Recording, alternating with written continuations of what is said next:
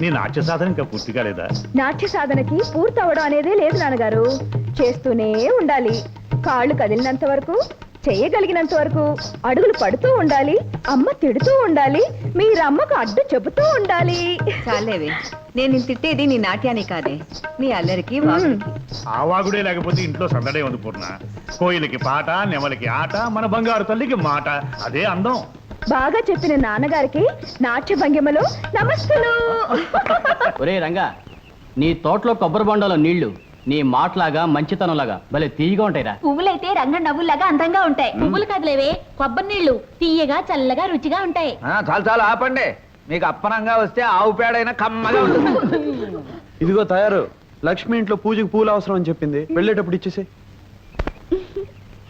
రాజా రంగా రంగా, అబద్ధాలు సత్యవతి వస్తుంది.